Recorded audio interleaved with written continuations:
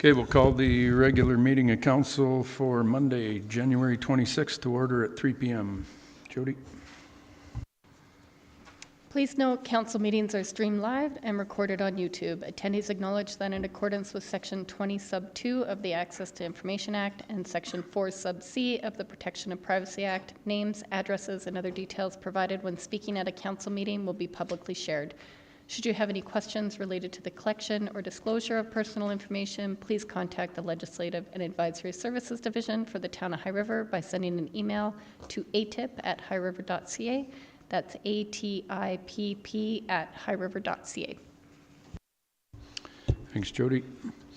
Adoption of today's agenda. I'll ask for a motion from Councillor Nychuk that council adopt the agenda for the regular council meeting January 26th as presented. Happy to give you that motion, Mr. Mayor. Thank you. All in favor? Carried.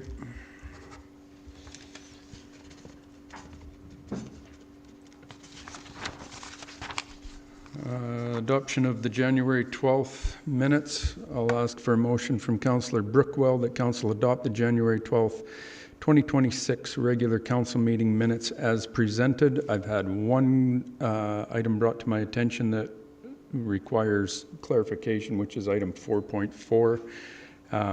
Just to note who made the actual motions on that thing. So we'll bring that back and they'll get that clarified. But it's only not the motion; it's only who made the motion. So we're okay to approve the minutes if you wish to do so, Councillor Brookwell. I'll give you that motion with the amendment. Thank you. All in favor? Carried.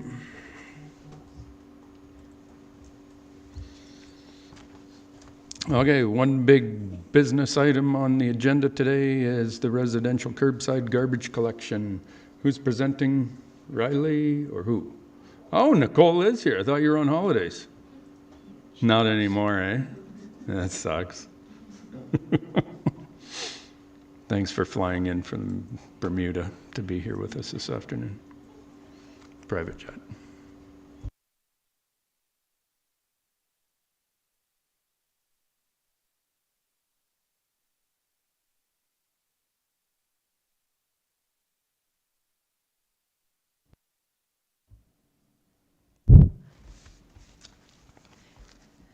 Good afternoon, Mayor and Council. Today I come before you to request a decision regarding residential curbside garbage collection. The Town of High River currently provides curbside garbage collection for approximately 5,200 homes each week, completed with a fleet comprising of 3 garbage trucks, with 1 being a backup, along with 2 dedicated garbage truck operators and collections that take place over 3.5 days. That's per week. Our customer care representatives and Public Works Administrative Assistant provide daily customer services as it pertains to broken replacement bins, new occupancy, and other types of communication between residents and the Public Works team. The roads crew at Public Works builds, delivers, repairs, recycles, procures, and manages all of the town bins. Currently, both of our dedicated operators will be retiring within the first quarter of 2026. One as early as this Friday. 2 of our garbage trucks require replacement, and the backup truck is past its life expectancy. Recruitment for 2 dedicated operators will be necessary, and a budgetary cost has been estimated at $966,159 to acquire 2 new garbage trucks. This was gathered last summer, and the quote was gathered last summer, with the anticipated delivery of these 2 new trucks in approximately 18 to 24 months. The timing of this has provided a special circumstance and an opportunity for administration to complete an analysis determining the pros and cons of contracting a third party to provide curbside garbage collection services for the Town of High River. Based on the information gathered, there is a positive financial advantage for the town to consider the opportunity of moving towards a contract-based service. This contracted service would encompass only the solid waste collection, while customer services such as residential calls and bid management would remain with town employees. Contractor costs, although not significantly less by comparison to future town costs of solid waste management, would defer the cost of procuring 2 new trucks and the recruitment of 2 dedicated operators. The contractor would hold the maintenance costs along with the risk and liability associated with their trucks and maintain their pool of dedicated operators, and that was captured within the total price projected at $3.50 per home per month. The $3.50 also includes customer service because at the time we hadn't broken that piece out. So the total annual cost per household would decrease approximately 22%, taking the monthly cost per home from $120, sorry, that's annually, $120.83 to $94.18. And this provides a potential for administration to reduce the residential utility costs.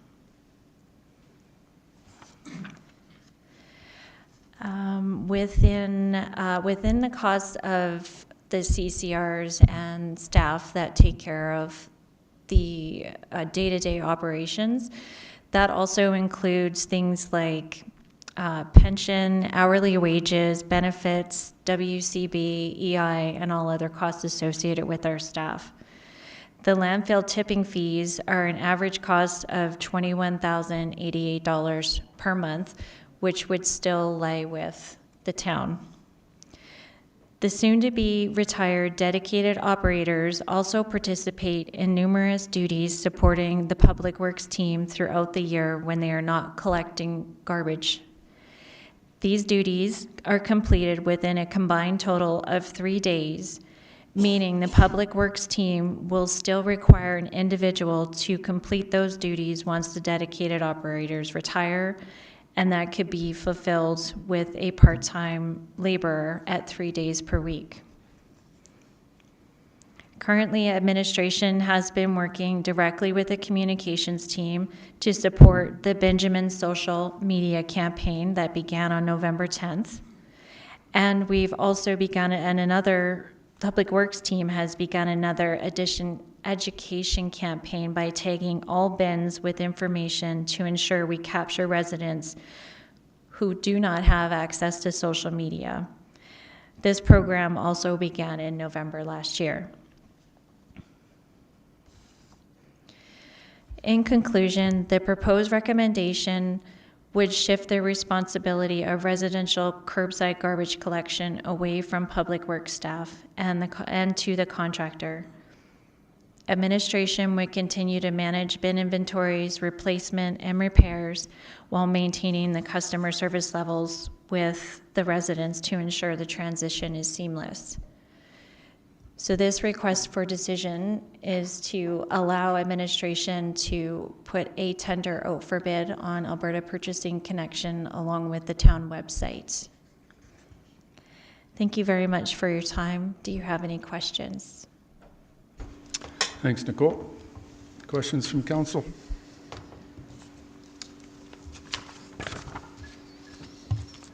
Councillor Jones? Thank you, Mayor Snodgrass, and thank you, Nicole. By putting a tender out and looking what the actual costs might be does not sort of handcuff us to this particular project going forward if we decide it's not economically viable, or we worry about service level changes that might not be in the best interest of our community. No, this RFP is non-binding. Thank you. Councillor McGonigal? Did I understand you correctly that if, once these two gentlemen retire, or people retire, that you'll still have to replace them in part because of work they do on the other days of the week? That is correct. And is that factored into this report somewhere? Or is that going to be a cost on Public Works? And have we already looked at that in the budget? That cost would be through Public Works, so it would be a part-timer 3 days a week that would capture when those two people retire, if we decide to go with the contractor solution. And that's not factored into this report? No. Okay, thanks.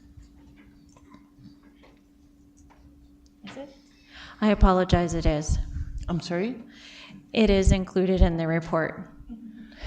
The cost? Speak to that? I mean, I see the wording, but is the cost in the report? There we go. So just to clarify, the cost estimates are based off of 1.5 FTE being reduced from the total public works count, which is the time the operators spend in the truck.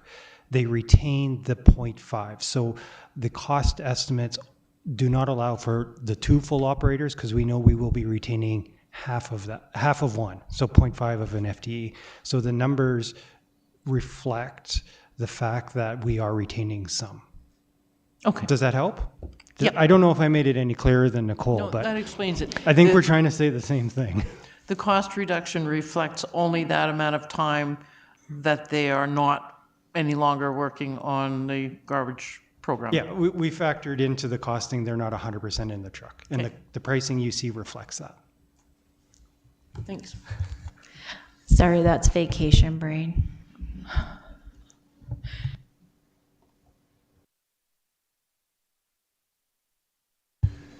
Councillor Cooey. Thanks, Mayor Snorris. And Nicole, these might be a little off the mark questions and you might not be able to answer, but just more of operationally, number one, we have an in-house mechanic, correct?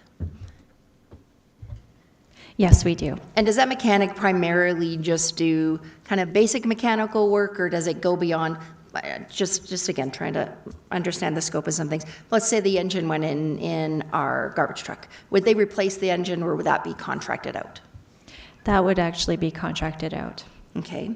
And this is a budget question, so again, might be unfair and not to you.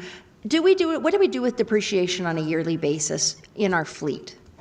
Does a portion of our fleet get just written off, or do we just deal with it at end of life?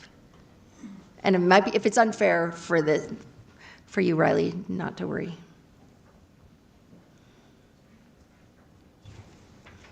I'm sorry, I can't answer that. That's, I knew, yeah. Depreciation is handled by finance, so how it appreciates on a year-to-year basis is typically managed by them and applied to the budgets appropriately.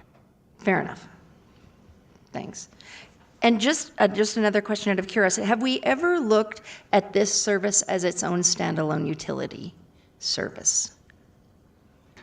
No, but starting this year, we will. The new GL system has been set up to treat this as a separate cost center. Oh, perfect. Thank you. That's all for right now. Councillor Nijak. Thank you. I'm probably getting into the weeds here, but garbage bins and bins are going to be our responsibility. When we craft the RFP, or maybe this is a detail about contract after, because I think more bins get broke by them getting dropped from the arm than anything else. I don't see any of our residents throwing their bins around against walls or dropping them off the roof or anything like that. So in that, how do we navigate that piece with a contractor? How do we ensure that if we're responsible for replacing bins, if it's not to our residents' negligence or ours as the town, how do we ensure that we are capturing that if it's a fact of the contractor has damaged the bin?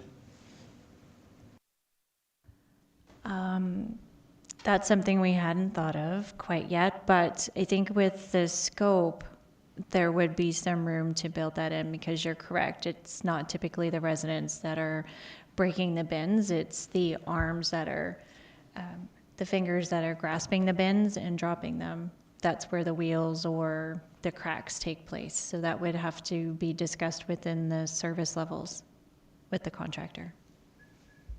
And just to be clear, I wasn't trying to point the finger at operators. Like they're, equipment fails, things happen, they drop just because they drop. But if it's due to their vehicle or their operator, I don't think it's any longer our responsibility. So just a shout out to the operators. Thanks for doing what you do. Wasn't pointing the finger at you.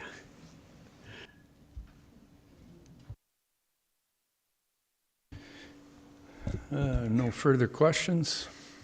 Sorry, back to Councillor Cooey. Not necessarily a question, just comment and kind of more for the public, because you look at these vehicles and they're really not very, they haven't been on the road very long. When you think of that, they're only out there 3 to 3.5 days, because that's the first thing that kind of stood out to me. But I think a lot of the failures and the expense that comes with them is in the arms. And when you look at that, I think I estimated 2.7 million times that arm goes up and down in the life of that 10-year garbage truck. And that is where a lot of that maintenance cost is coming from those expensive things. What I really liked about the proposal is that you definitively said they have to have the GPS, the camera systems, because that's what's important for our customer service, because that is my big concern with outsourcing this, is the level of customer service. When we look at the capital costs of this, when we look at the maintenance costs of this, and the service fee we're maybe able to reduce, it's starting to make a little more sense that this might be one service, but that customer service level is huge, that we be able to maintain that. And I think that's, our customer service level is only as good as the relationship we have with that contractor. So I believe that's really important. Thanks. No further comments on that. I will ask for a motion from Councillor Cooey that Council direct administration to prepare and issue a request for proposal to seek a residential curbside garbage collection contractor, and that administration return to Council with a contract award request for residential curbside garbage collection to begin in spring 2026. I'll give you that motion, Mayor Snodgrass. Thank you. All in favor? Carried. Councillor board and committee reports. See none, hear none. Item number 6, public comments. If there's anyone that would like to comment on anything in today's agenda.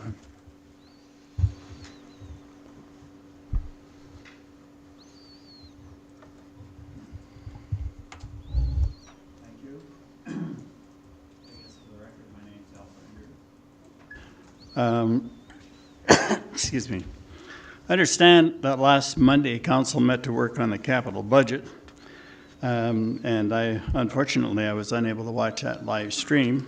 On Wednesday, I went to YouTube to look at it, and the message that was presented was that it had been removed by the uploader. So, unfortunately, I haven't been able to see it. But I had a number of calls and some emails which suggested, Mr. Mayor, that during that meeting you spoke about a former councillor and referred to an editorial. I wonder if you were referring to me. Yes. Would you have something to say to me today? What was it in regard? I can't remember. Well, I didn't see the YouTube. I can't help you. Was it in regards to this editorial that you put in the Harbour Times? I incorrect assume information that's on what it? you were making a comment about, but I did not see it, your comments, so Yeah. I'm asking if you have something to say to me today. Yeah, it's about the incorrect information that you put into the Harbour Times regarding the cost to High Country Drive. Your quote saying that it was in excess of $700,000. Yes, and I'm that curious is true. as to where that number came from, because Well, we had a meeting prior to this, Mr. Brander, that showed us that to date on that intersection there's been $150,000 spent. Not even 140, I think. Yeah, and if the number is wrong, I think if you read it carefully, I think I said it had been reported here by another member of the public that it was $300,000. You're the one that put it in the editorial in the paper. Well, that okay? is Like, true. That let's is true. I did not know the name of the gentleman who actually reported that here at this table, but he did say it was in excess of 300,000 plus the 362,000, and I'm imagining that'll run over a little bit. So that's how the $700,000 got there, and if that's all your comment was about, then I would accept that, of course. If there was others, I'd like to hear. Yeah, I think it's just important, Mr. Brander, that if you're going to put an editorial into the Harbor Times and accuse councillor, come after me personally, which is what this is, which isn't appreciated because of our past relationship, it's not. You know as well as I do that we all sit behind this bench and we try to make the best decisions we possibly can for this, and sometimes you need excess information. Yeah. Sometimes not every process goes according to the plan that you wish it would like to follow along. That's just the way it is. But yes, it's not appreciated by me, or is it respectful to the community to put a number into the newspaper saying we'll spend excess of $700,000 when it is vastly far from the truth. You've added everything in under the sun that you could possibly put in there to come up with that number, and it's still light. The number is still less, and to the tune of $70,000 less if you add in the corridor study, and if we actually spent the $365, which we are not. If you added all those in, you still don't get to $700,000. So all I'm asking is anybody's going to put an editorial into and suggesting recall on any member of this council, whether it be myself or all of us, that you make sure your information is accurate. Well, I stand by what I said. I'll call it out every single day. Yeah. It is not respectful to anybody on this council, nor is it respectful to anybody out there or anybody outside of this building in this community. Well, I stand by what I said, Mr. Mayor, because the number I heard that was presented to you by another member of the public from this seat clearly said you had spent $300,000, and that is what I said in the editorial. Thank you. I could go back to the information that you requested from me a number of months ago on this same topic that didn't even come close to that. You want to carry on? The same one that you requested from me that I responded to with that information still wasn't close. So you cherry-picked somebody else's number that you like to hear that would maybe satisfy your agenda and used it. And I don't respect that, Mr. Brander. I asked you for a number of things and you never responded to those. I presented to council on a number of occasions about the 3 items that you've been pushing to make this change to this intersection, which had to do with safety, had to do with lines of sight, and it had to do with speeding.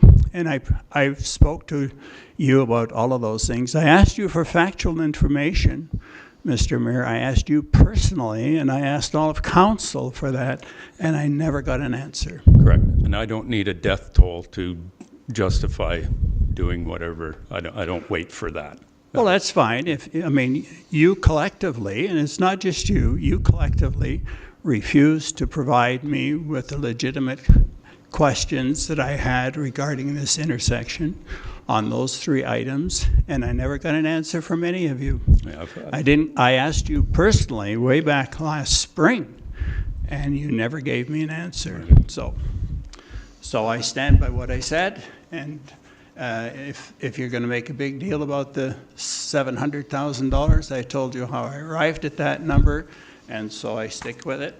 There's only one person that made a big deal about it. I'm just addressing it. It's fine and dandy. Thank you. That's fine and dandy. I still stand by what I said because I heard the number right here, and you all heard the number right here. Anyone else? See none, hear none. We will move on. Item 7, correspondence regarding High Country Drive and Highview Gate intersection, which is in there. which was all discussed in length at the prior meeting. And so just so that we're all clear on this intersection as to where we are now, with budget deliberations because of the $365,000, that the change to this project is now that we will not be spending $365,000. We will not be proceeding with any bump outs. The temporaries will be removed in the near future once we've got a couple of things sorted out at the February 9th approval of the budget. There's two options that are in play right now as to how to proceed with this intersection. One would be returning it to a two-way intersection with flashing lights, push button flashing amber lights that you see at others. There's a cost associated with that Riley and Chris will be bringing back to council prior to approval of the budget. And the other option is to remove the bump outs and retain the four-way stop and simply put the stop signs on the existing sidewalks, and to make the painted markings easier to delineate that it is a stop sign coming ahead. The problem with the $365,000 number, I'll tell you straight up, I still believe, and when we approved at the December meeting the design of the intersection, I still stand behind that the bump outs and the four-way stop is the ultimate and the safest way to do things for pedestrians and speed control. That being said, $365,000, I cannot justify that number, and the reason why that number is so high is because on that intersection there's 2 or 3 storm drains that you have to start messing with in order to build those bump outs. And I am not convinced that the $365,000 number would not go in excess of $400,000, simply because of when you start digging into these roadways, you never know what's underneath or what you're going to find that was built before. And I've got the 2 operations leads looking at me, nodding their head. We've all been through it. So yes, we're going to rewind it. And so there'll be the 2 options that are brought before council on February 9th to decide which way to go. But at the end of the day, regardless of whether it's a 2-way or a 4-way, the bump outs will be removed. This time we need to move into a closed session, so I'll ask for a motion from Councillor Jones. The council recess the regular council meeting on January 2026 at 3:28 p.m. I'll give you that motion, Mayor Snodgrass. Thank you very much. All in favor? Carried.